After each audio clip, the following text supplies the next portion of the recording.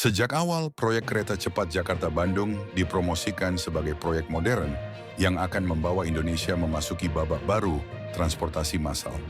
Narasinya kuat, teknologi tinggi, kecepatan, efisiensi, dan tentu saja klaim bahwa proyek ini tidak menggunakan APBN. Klaim tersebut menjadi kunci untuk meredam kritik. Publik diberikan keyakinan bahwa proyek besar ini dapat diselesaikan tanpa membebani keuangan negara. Namun seiring waktu berjalan, realitas tidak berjalan seindah janji. Biaya konstruksi proyek ini terus meningkat.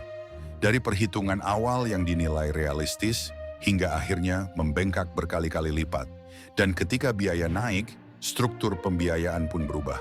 PT KCIC sebagai operator proyek terdiri dari konsorsium BUMN Indonesia dan perusahaan Cina. Ketika utang menekan, ketika cicilan dan bunga terus berjalan, dan ketika pendapatan belum mampu menutup pengeluaran, pertanyaan yang muncul adalah, siapa yang akan menutupi kekurangannya? Dalam tata kelola proyek negara, BUMN tidak bisa dibiarkan tumbang.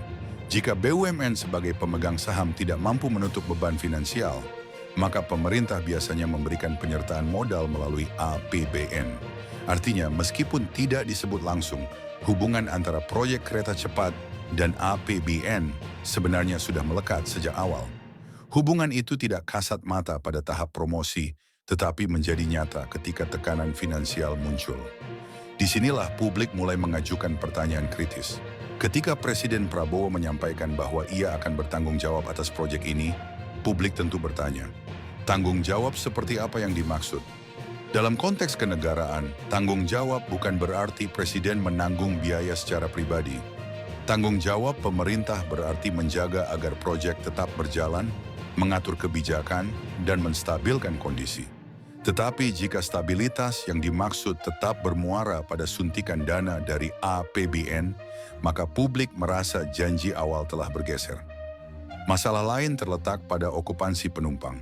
Kereta cepat memang beroperasi, tetapi jika volume penumpang tidak mencapai jumlah yang ditargetkan, pendapatan operasional tidak mampu menutup cicilan utang. Kereta cepat bisa saja terlihat megah, modern, dan siap berlari. Namun tanpa penumpang yang cukup, setiap perjalanan justru mendekati kerugian. Dan ketika kerugian terjadi, opsi yang paling cepat dan paling mungkin adalah negara turun tangan melalui penyertaan modal. Sehingga pada akhirnya publik yang menanggung. Di tengah kondisi itu, kita masih ingat satu pernyataan penting dari Luhut Binsar Panjaitan yang mengatakan bahwa proyek ini sudah busuk sejak awal. Pernyataan tersebut bukan hanya kritik teknis, itu adalah pengakuan bahwa desain proyek ini bermasalah secara struktural. Mulai dari estimasi biaya yang terlalu optimis, negosiasi yang tidak seimbang, hingga penggunaan pinjaman luar negeri dengan skema yang kompleks. Dengan struktur seperti itu, proyek ini membawa risiko besar sejak awal. Oleh karena itu, keraguan publik terhadap janji tidak membebani APBN bukan muncul tiba-tiba. Keraguan itu tumbuh dari data yang terlihat hari ini.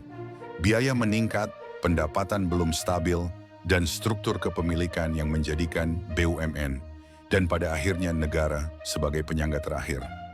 Kita harus bertanya, jika proyek ini akhirnya memang akan menggunakan APBN, apakah publik pernah diberikan penjelasan yang jujur?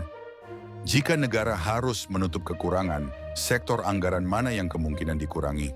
Infrastruktur lain, pendidikan, kesehatan, subsidi sosial.